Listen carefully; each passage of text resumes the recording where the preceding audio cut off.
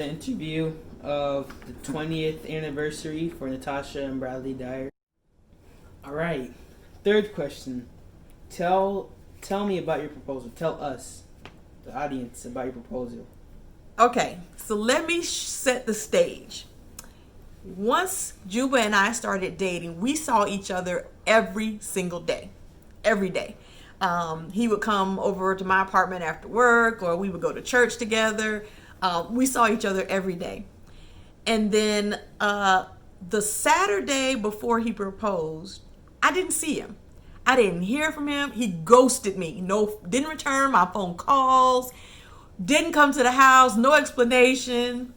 And so I get to church on Sunday, and those of you that know him, he played bass guitar. And I always sat, like, the musicians were in front of me, and I was sitting on the end row. And I remember getting into church, and I'm looking at him, and he's like, "What's up? Well, where you been?" Is what's up. And I remember the whole service. He would not look at me.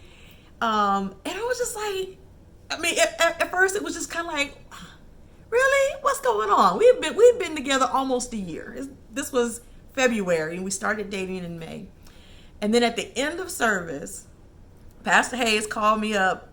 This was after altar call, and he was like, "When Natasha Turner, come to the front." I'm like, "What did I do? And why you calling me out?"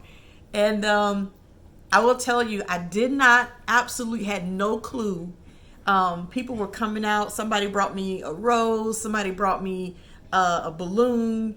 And then Juba comes out from the back, from the choir stand, and he's singing a Brian McKnight song. He's coming with Jennifer. And I still didn't realize he was proposing. That's how just I wasn't thinking about it. Shout out to my homie Shaman James, Shaman Tracklayer James.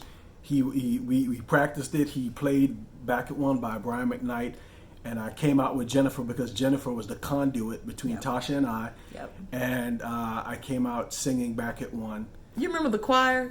The choir The whole just choir got up behind us they and knew the song. started singing Back at One, helping me out on the hook. And she had the teddy bear in her hand and all the flowers and all that stuff. And I did the traditional thing. I got down on one knee. And that is exactly when I realized he was proposing. All that other stuff before, I just thought it was because it was the Sunday before Valentine's Day. It was the Sunday before Valentine's. I kept thinking, he's really going all out for Valentine's Day. I had no idea he was proposing until he got on one knee in front of church and proposed. And there's a picture of us somewhere with me just sniveling and yes. And him. But that was a beautiful day. I had no idea. Marriage was not on my mind when I met this young lady. I wasn't even thinking about it. And then 7 months or so after, I decided, that this is the girl I want to spend the rest of my life with. And then about 2 months after that, in February, I asked the question, and she said yes. She said yes. Yeah.